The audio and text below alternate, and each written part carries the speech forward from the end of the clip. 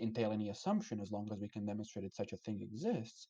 So if it is the case that we can demonstrate that a necessary being with those other maximally or great-making properties is the correct term, if we can demonstrate that such a being is possible, and indeed people seem to intuitively think.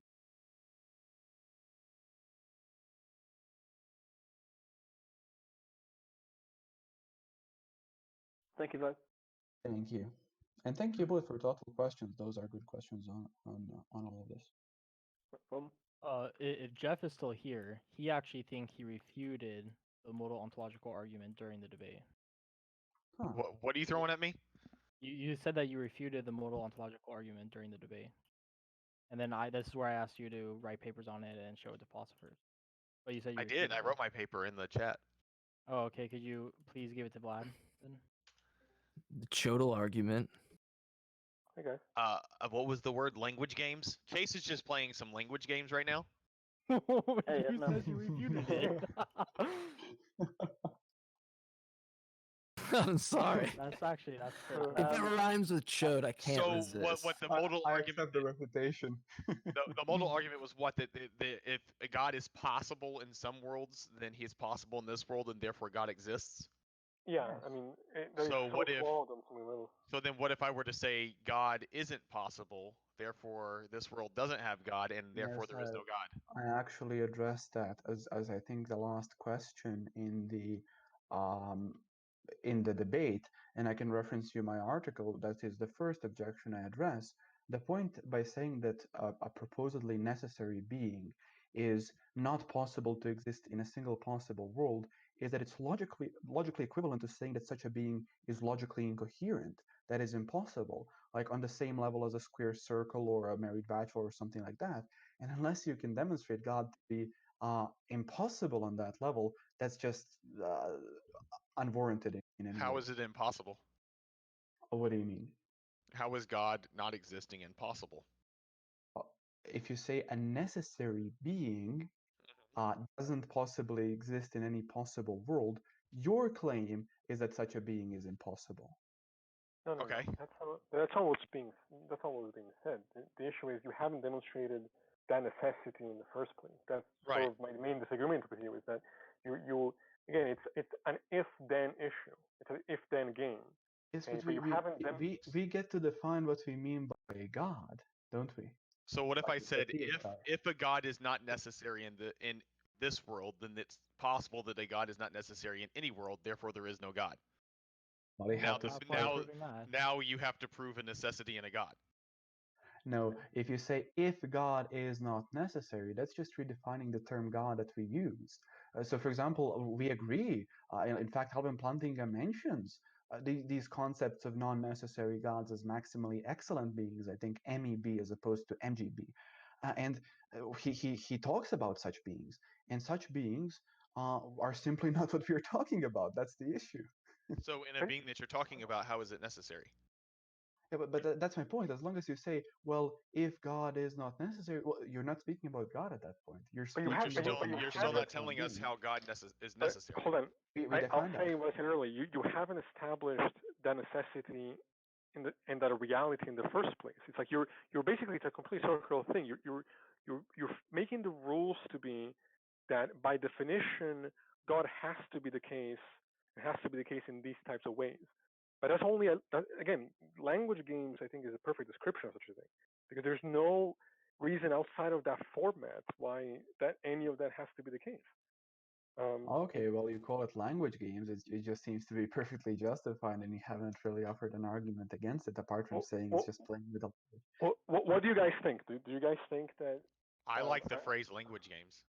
It's my new favorite thing. Good. Well, here's the thing, guys. I would just recommend, if somebody is serious about addressing the argument, to read the material. I think Graham Opie, he's an atheist, quite opposed to it. I think you should read some material from him, how he addresses, or perhaps Alvin Plantinga, who's the original proposer of the argument. There are others. I think Eugene Nagasawa, he's a professor of philosophy that has made a slightly different ontological argument. In fact, Gödel, whom my opponent he's here mentioned in the debate, he has his own ontological argument that was demonstrated to be successful in a particular way with computer simulations. it was demonstrated that if we assume certain positive attributes, it has to be a successful argument. There was a huge article on that, and so I can give it to you if you want. And so, do you think that you can demonstrate the necessity for this being or God without us having to read a large explanation? Like, do you think you well, could give us a simple explanation? you seem to think that I am somehow required to demonstrate it when it is definitional. It is definitional to a maximally great being that I'm proposing. But that's Simple. Well, help exactly me the point. understand, because I'm just not. I don't understand how Wait, it's necessary. can I just reply to that real quick before I have to go because I do have to Okay. head out. That's exactly the point. It's your game is purely definitional. Um, you don't seem to recognize the fact that logic is not self-justifying, even though we all trust it. This is why I call these language games. Godel is the one that showed the vast gulf between logic and math and the outside world. You of course, if you define as being the case that that a God exists and therefore it has to be necessary, then yeah, you can't get out of that self-definition. But this is it's now that has established that that has to be the case in reality. You're just playing with if-then statements, but you haven't established that we should believe in the premises to begin with. Certainly not the premise of necessity. Certainly not the premise that God exists. Certainly not the premise that if God exists, He has But to. this Well, seems here, like hold on. Here's a here's the conclusion. problem. If I could put my 2 cents in, it's It's a gonna be fallacy. $2. Yeah, right. It's a fallacy of equivocation. Right.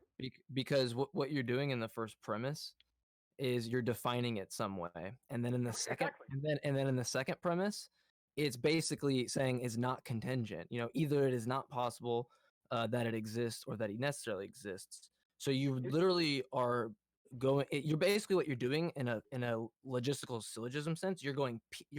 First premise. You're going P. Second premise. You're going is not Q or R, and then C is therefore R. There's yeah, it's invalid. It's not sound. Like the Wait, whole thing is. hold on. Could Hey, you I'll be back. find me a philosopher who has addressed this argument in a serious manner that has said that this argument is invalid? I am aware of no philosopher Well, who hold has on. addressed Well, hold fronting on. this Well, argument. let's start with the first thing I said. Let's start with the contingency part or the equivocation issue, where in premise 2 you have to assume God is not contingent, right? Is that Hold on. could I have that? Let's go to the argument and to the premises and see. I'll share my screen.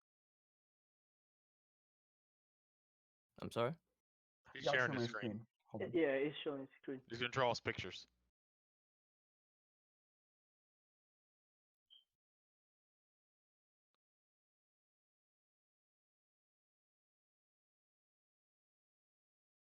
Okay, I'm hoping you guys see this. So this is an article I wrote a while ago on the argument. Now, could you tell me, so this is the logical syllogism of the argument. Could you tell me which one of these premises doesn't follow from the previous? Hold on, I can't even see it yet. Give me a second. Okay.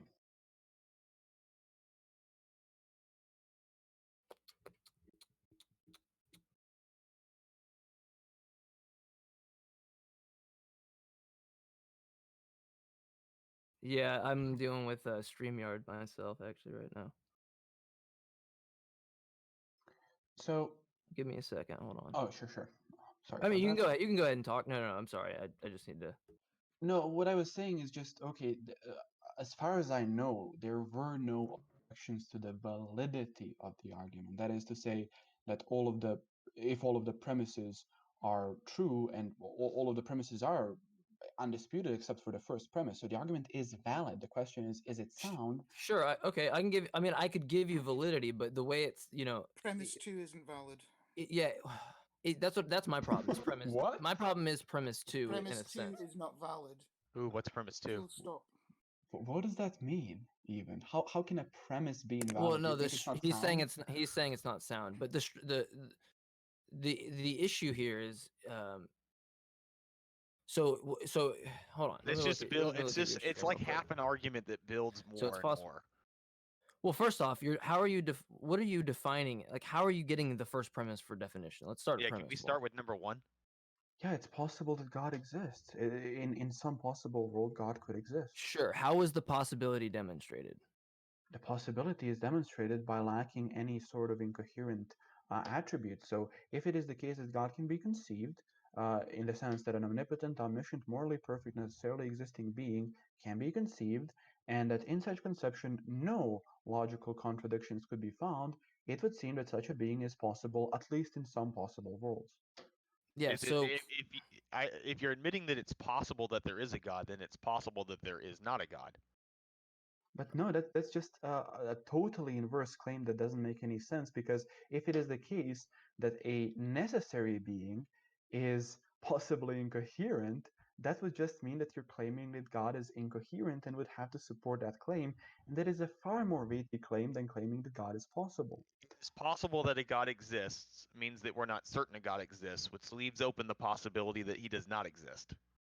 No, notice, we're not speaking about the actual world. When we say that God, it is possible that God exists, we're simply saying that in some possible world, God could actually exist. It That might leaves not open be that he might So not physically. therefore, exist. he does not exist. yeah. Right. So you have a In weird some you have a kind possible of an world issue. that he might not exist. Yeah, and because No, that logic follows, but the problem is that even if we just look at your possibility thing, it hasn't. There's no demonstrated possibility of what you're saying. You're defining something and then saying it's notice possible. You we're could define. speaking of Well, specific. hold on. But you could define anything at that point with those same attributes and just say that that exists in some world somewhere. But Oh. there's no demonstration beyond the fact that you're Well, defining it that way. And then if you do define it that way, you have to give the same logical arguments for the negation of that. I Since would, Mike, I'm sorry. I would recommend you actually read the article. I'll just scroll through it sure, briefly I mean, I would love to read the article. before you do so, because I I can't read it address right all of now. these objections. Notice, for example, was it Jeff or somebody here?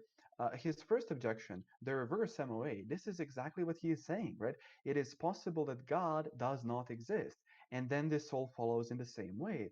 I agree with you, Jeff. The point is, I absolutely reject the first premise, because the first premise argues for incoherence of God, which cannot be supported.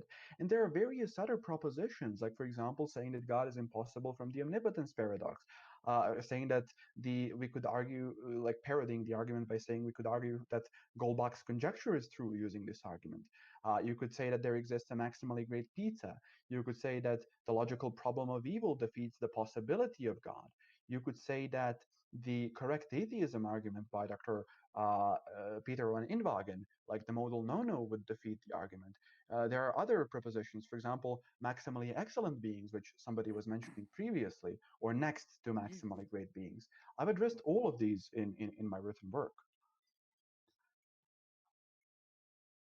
I mean, I'd have to look at what you're saying there, but the problem is what we, it sounds, the definition's weird when you're now saying in premise two, let me pull up premise two here, because you're basically saying that a God, you're doing it on necessity, right? What do you mean? So two, you would be saying that God is not content. So it's either not possible that he exists or he exists necessarily, correct? Correct. Okay. So is that not kind of changing the definition there? And or I mean, is that not equivocation fallacy? No, so if you look at this article, let me just get to that point. You'll see that I define three sorts of beings in modal logic. We have impossible beings, contingent or possible beings, and necessary beings. And then I ask the question, in which category do we put God? And I say we only put him in the category of necessary beings, because that's what a maximally great being would have to be. And I get to define, as I said previously, what I mean by God. And if that's sort of a definition can work in this sort of an argument, and the argument cannot be refuted, well, God exists. I don't. That logic doesn't follow if you are not. It's not. You have not addressed the issue of if a maximally great being does not exist. You haven't separated why that claim Yeah, wouldn't be and equally notice the as problem. sound. Notice the problem. A being that is proposed to be necessary Well, that's the That problem in the first place, is how we got to being. I mean, just let alone it being conscious being. I mean, that's no, that's no, the no, that's the overall issue. But no. That also shows that you're unfamiliar with what I'm talking about. When we use the I am. I reject the entire thing. It doesn't matter if I'm familiar with it or not. I reject it in its entirety. Yeah, so notice what it says. For this purpose, a being is simply defined as some conceivable concept, thing, or person, whether such a being is possible, impossible, or necessary. You could use a thing. It's just that I use the word being to stipulate something within this modal realm. So In I'm order not to use that supposing that. definition, you must then define God as that. You cannot say this is possibly God and then give him a different definition in another subject. Yeah, So that's notice what it's we're doing. equivocation fallacy. Notice what we're doing here. You have repeatedly said and try to use an argument like this one here, the reverse Sorry, MOA. I'm not on my screen. There we go. Yeah, so this is what you've kind of tried to say. For example, the first premise being it is possible that God does not exist, and then all of this follows, but just in inverse. And we arrive at God does therefore not exist. But here's the No, that's issue not what with I've the said at first. all. I'm not talking to you. So, Oh, sorry. so the I mean, that first was Jeff's original objection, is what he's going over. seems to me it's also partly your But I would objection. also agree with this. Yeah, so it seems to me that to say that it is possible that a necessary being does not exist is to say that such a being does not exist in any logically possible world, which is equivalent to saying that such a being is logically incoherent. But the claim that God is logically incoherent, just that God doesn't exist, but that God could not exist, is an incredibly weighty claim that nobody in It's the not a right mind could claim follow. that's being made. It's just following the same structure and soundness of that, but in its inverse, since this is a possibility claim, since this is throwing the idea of these infinite possibilities. I mean, I'm sorry, these possible worlds. I mean, it's like special pleading in a sense to give it that side, and then just say that it's, you know, this is a bold claim. I mean, elaborate on that. I don't see how that logically follows. Well, I'm not sure where to continue. I've given you the, so for example, I could read um, what I've written here. So for example, Sean Doyle of CMI wrote an article on this topic. He says, for example, many people, when they hear it's possible that God doesn't exist, don't hear what the first premise is actually positing. They hear things like, as far as I know, God might not exist, or God could have existed but doesn't actually exist. Neither of these are right. The first is an issue of what we know, not an issue of what's really possible, and the second makes God out to be a contingent being, which is nonsense. Rather, it's asserting that God possibly can't exist, like how we could assert that a married bachelor, like I said previously, possibly can't exist.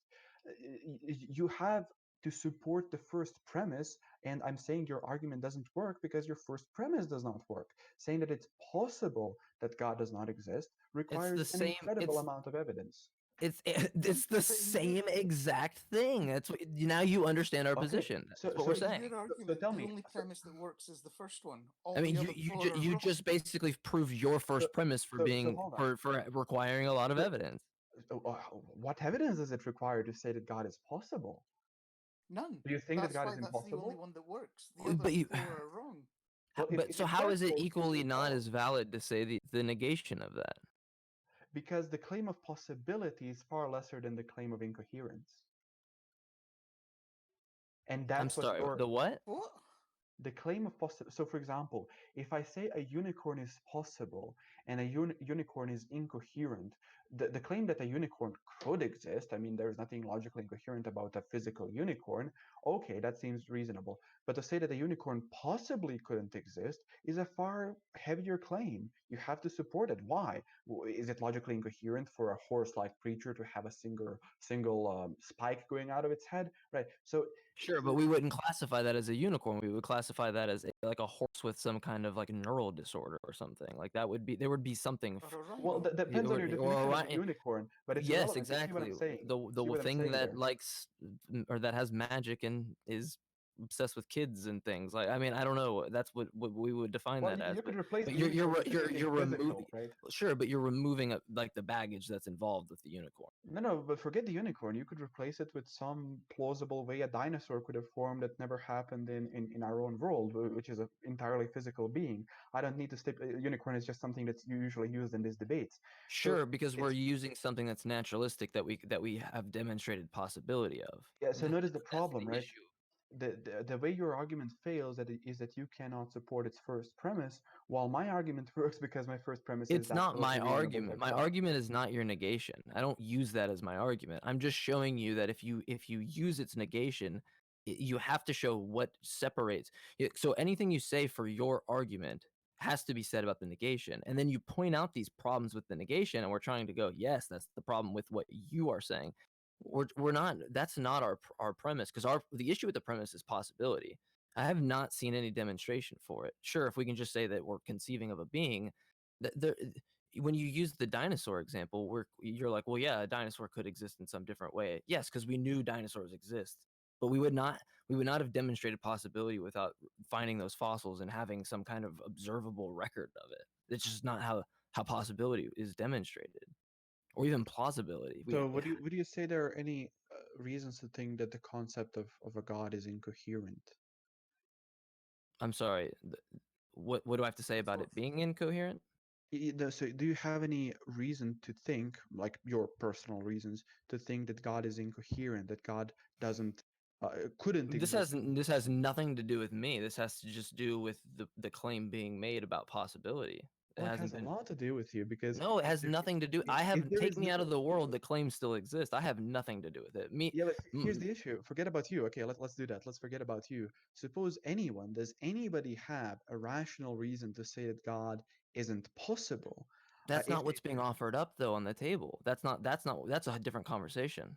No, but notice the problem. If we have no reasons to think that God isn't possible, we should think that God is possible because he's far different from incoherent beings, like, as we mentioned previously, myriad bachelor square circles, whatever you might think of. But possibility does not equate to actuality, and that's the leap you've made. No, Sure, because I would agree with that too. no, because you're just unfamiliar with what we're doing here. Possible Yes, I'm talking, necessity. that's all. Yeah, possible necessity equates to actuality, which No, is it one of doesn't. the. Yes, it does. Let me show you.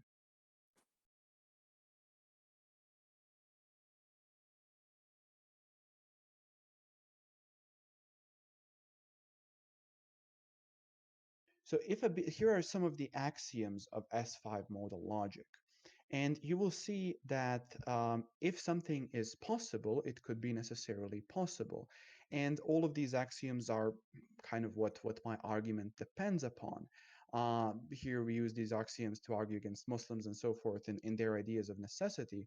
But essentially, if if something is possibly necessary, that is, it is possible for it to be But necessary that's in a single. that's the problem right there. I hate to cut you off, but that's Yeah. the problem. Is the issue is that you are defining a god that is must be necessary. Do you not find the issue with that? Do you not find the issue of defining your god in a way that it is necessarily exist? How is that not No, begging the question? It's begging the question. notice the issue.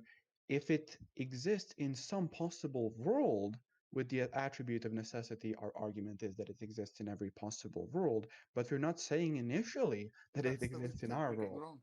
Getting it from the premise of possibility, which nobody has successfully argued against. Yeah, it's not about successfully arguing it. It's about the way that you are attempting to define this being as necessarily existing, and I mean, it just all to me all it seems is that you are just you're taking this definition, it Oh, must exist, and then once we follow it, then you have a different equivocation, here's what I and would it just recommend. doesn't, and it doesn't follow to me even if we accept Perhaps it. if you You're doesn't also using think. possibility as an escape route. You're giving yourself there's always one that we haven't considered yet to give him a place to hide. So Oh, that's scrabble funny. That's scrabble just what that I and wanted to come back talk to the about, world that you Loki. live in. Loki, here's the funny thing. I just wanted to recommend something to Mike. There is work, as I mentioned in the debate by Professor Dr. Eugene Nagasawa, and I'm not that familiar with his argument, so I can't really either propose or defend it. But essentially, what he has argued for is that even if you were to demonstrate, let's say you don't like this definition, or you think omnipotence is impossible or something like that, a lesser degree of such a being would still be the maximally great being, because the previous degree is refuted, right? So if you refute the previous degree of the modal argument, the previous degree of the being we are proposing, then it would logically follow that what we propose next, which is almost to that degree but not to that degree, would be the maximally great being. So even if the Okay, atheists can I ask you were two to things refute, about that then? yeah, How go ahead. far are you willing to take this whittling down process, and does it necessarily have to be personified? First of all, that's not my process or what my argument does. I'm just saying what some people have done, and they could Yeah, take it but as I'm just far as it asking. go, but it No, has to be a person. you brought it up as a feasible option, Yes, so I'm just yes. asking, how far are you prepared to take that whittling down process? Well, you should ask Yuji If you're Nagasawa knocking down as far possibilities. as you're able to refute it, I guess. Well, I think Etna refuted it as well as he did it, because it's an issue of linguistics. I mean, so these types of philosophical arguments, they really don't have any kind of bearing on reality. So No, no. you know, so hear me out. It's what we're doing is taking a function of our language essentially and applying it. We're not actually taking the universe. We're taking linguistic concepts and ideas. It is not. You cannot take that and then posit that that is a sound or valid argument for your claim, when it is an issue of linguistics and how we process thought. Well, I haven't seen any argument for that, so okay. I mean, would you disagree with me? Would you? Yeah, I absolutely would. Okay, so you would not think that there could be some kind of linguistic, it's basically an ontological gap just happening in terms of how we are processing the actual universe and how we perceive the universe. You don't think that those are two distinct different things? No, I think the argument follows logically, and that the argument, to our Sure, because knowledge, has been based demonstrated to do on your so. potential experience, based on the language and the things that you use to conceive. I mean, these are the tools we have to use to conceive of the universe. I mean, this is necessarily not the first, Well, I mean, not a first-hand experience of the universe, it's correct? even not relevant to the universe itself. Modal logic works in anything that isn't our universe. For example, people have used modal logic to propose various things that don't have anything to do with our universe or even the physical world. So it's not really that logic. Forget about modal logic. Logic or consciousness should be somehow bound to the universe. I just don't accept that. You can respond to that, but I'll be right back. Before you do, I just have to let my cat out. I understand that completely, actually. The cat thing, because every time my cat's scratching at the fucking door, I'm like, "Ugh." um, oh wait.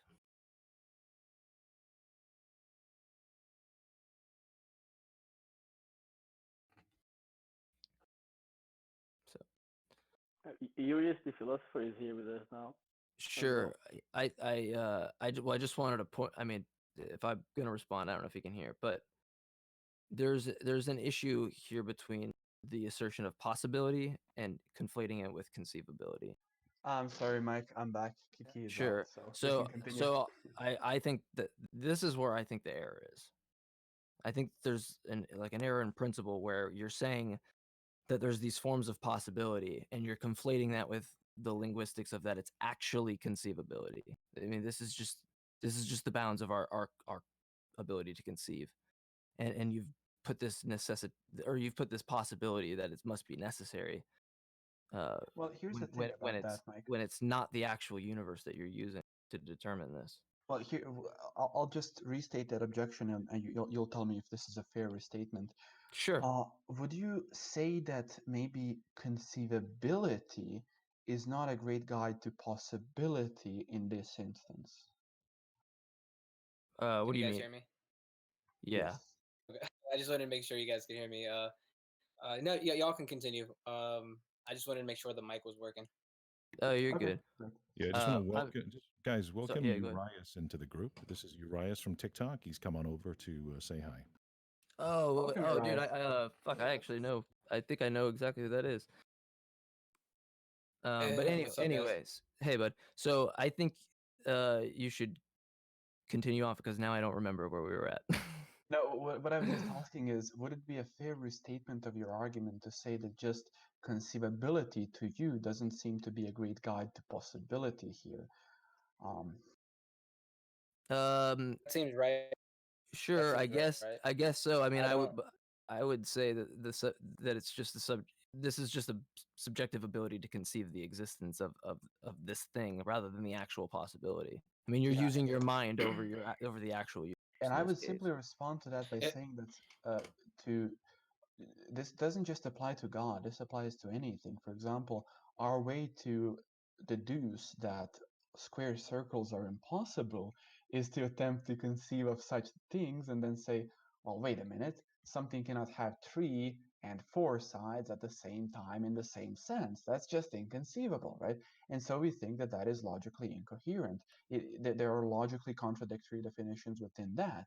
But when we conceive of things like, I don't know, types of dinosaurs that haven't really evolved, that could have evolved, or things like God, which don't seem to have any inherent logical contradictions, it would just be my contention that perhaps we could use conceivability to say, well, this seems possible, unless somebody uses the same refutation as they do for square circles or married bachelors, we should think that such a being is possible. Yeah, so I don't make any I claims actually have a on thought that. on that. Oh, sure, go ahead, your eyes. Yeah. So let me say a couple things. So first, I agree with Vlad that the modal ontological argument it's a valid argument. You know what I mean? If you buy into all of the modal assumptions behind the argument, it follows through, right? Given S5. Are you saying like it's From a what I valid? Are you saying it's a valid structure? Is that what you're saying? yeah, it's valid. I could say Like when that it's not sound, but I mean, I still have yeah. issues with its validity in a sense. But Yeah, for sure. Here's my 2 cents on the issue, right? So, like Vlad says, I think the entire debate hinges on the possibility premise, right? So, we're going to want to know is what reasons do we have to believe that the claim possibly God exists? In other words, what reasons do we have to think that there is a metaphysically possible world where a maximally great being is instantiated? And so, perspective, I don't think that there are any arguments to that, right? I think what Vlad wants to say is that conceivability is a decent way for discerning modal possibility. I think that's extremely dubious for a couple of reasons, but one, I'll say this: I think the illustration that he gave about mathematics, right? Like 2 + 2 = 4, square circles can't exist.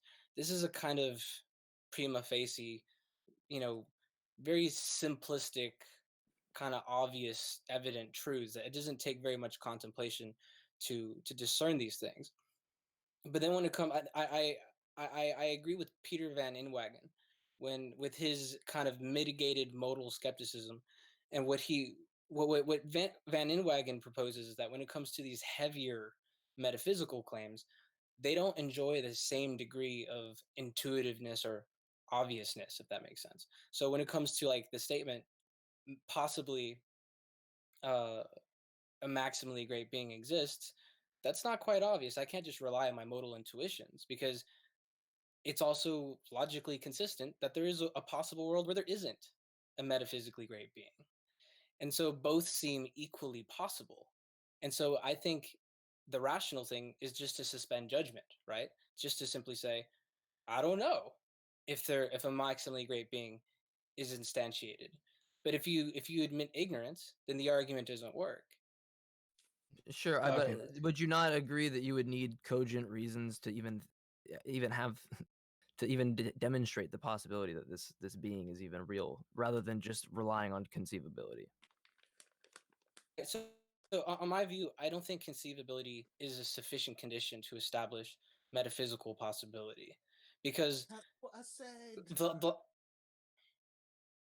Hmm? go ahead. No, that wasn't me. Okay, yeah. So now I was gonna say, it's like, for instance, Vlad is gonna say that there's nothing logically inconsistent with a maximally great being, but then the atheist is gonna say there's nothing logically inconsistent with a world that lacks a maximally great being. So conceivability is clearly not sufficient to establish possibility in this sense. Well, Urias, we've actually been addressing that point, and that would be the contra-modal ontological argument. But wouldn't you agree that its first premise, it is possible that God does not exist, would require us to think that there is some logical incoherence with God, since a being that is possibly necessary, not being possible in any possible world, would imply that it could not exist in any possible world, and as such to be incoherent, um, logically speaking. No, I don't think that. I don't think you have to existence is impossible. We just have to say that no, there's possibly God does not exist, right? It's the exact same move that the theist is going to make, right? The theist isn't saying God exists. The theist is simply saying no, possibly God exists. And what the atheist is going to do is the exact same move. They're not going to say it's a logical contradiction within God. That's a very bold claim. All an atheist has to say is no, possibly God does not exist. And then Yeah, the argument yeah, but runs the same way. We already went into that, and he had objections. If you want to hear Yeah, those, we had a problem with that. So when you say it is possible that God does not exist, I categorically reject this. I reject that premise, given that that implication, necessary being not possibly is existing, the implication of that premise is that such a being is logically incoherent. And unless and until somebody demonstrates logical incoherence of this being, I would say that that argument cannot get off the ground. Why would an atheist, or let's just say somebody who rejects the argument, why would someone need to say that it's logically incoherent? Because that's what the first premise would imply. If a No, necessary no. being, That's the conclusion, right? Because think about it. The conclusion of the argument is going to get you to either say necessarily God exists, and or God exists in all possible worlds. That is going to imply that it's impossible that because God doesn't exist in any of those worlds. So I don't have to say that God's logically inconsistent or it's impossible that God exists. I just have to say possibly there's a world where such a being is not instantiated. I didn't. For me to say that, I don't have to point out some Because God's contradiction the within God. maximally great being that he's the creator, so therefore there's some necessity to his being. That's kind of the argument that I'm understanding. Is that right, Vlad? no, the reason why I'm saying is that it's a necessary being is because that's how we define a maximally great being. Necessary simply means cannot fail to exist. And just to briefly address what Urias was saying there, um, it would just seem to me that the first premise would have to be supported by an argument for the incoherence of God, because that's simply what a um, possible non-existence of a necessary being implies. Now, if it is the case that a theist does the same thing and says, well, it is possible that God exists, all he has to do is, I would say, usually, just demonstrate there are no logical incoherences within the concept of God. Now, I think, Urias, you've mentioned an interesting persona. You've mentioned Peter van Inwagen. And I think Peter van Inwagen is perhaps even though he's a Christian, I think he claims, he's perhaps the best defender of the idea that the modal ontological argument isn't sound, in that he proposes his modal no-no, if you're Right. familiar with that argument. But I don't Yeah. think the modal no-no works either. What's logically okay? Well, before the no, it was parody that Van Inwagen offers. Tell me what you think of this, because I want to make sure I'm understanding your perspective on this. So I'm wondering if we're speaking past each other a little bit, because from my perspective, I don't feel like I have to say God that there's a logical incoherency within God in order for me to say God doesn't exist. I'm just utilizing the very same reasoning you are, right? You're appealing to Oh, sure, conceivability. Urias. If you're trying to say that perhaps I don't need to hold the idea that God is incoherent. I could just hold the idea that either God is possible, or let's say a modal no-no is possible, and we simply don't know which one is possible. Therefore, we have to reserve judgment Right. on both of these arguments. Yes, I would say that is successful as long as you can demonstrate either a modal no-no or some such being to exist, or to be rather possible.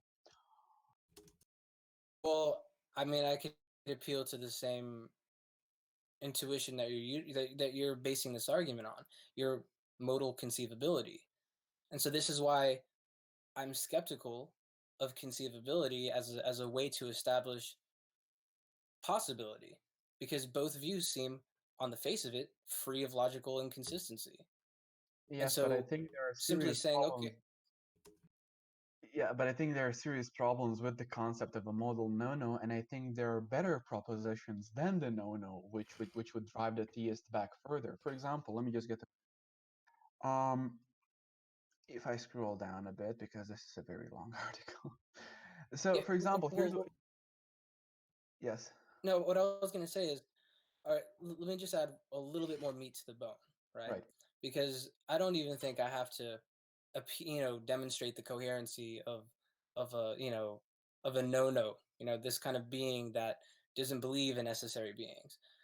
Just I can conceive, just based on conceivability, I can conceive of a world, a logically maximally consistent state of affairs that just doesn't have a necessary being. But Consistent. I would say that that is an assumption against this being in its It's incoherence. For it's not example, an assumption. It's just simply just based on intuition. I haven't committed a logical error. For instance, when I say there is a possible world that lacks a maximally great being, I haven't uttered an incoherence. It's logically consistent. So possibly it's instantiated given your logic. and I'm telling How you, do you address that? yeah, and I'm telling you why your intuition there is wrong for several reasons, and that's something I, as a theist, would say. Number one, as a theist,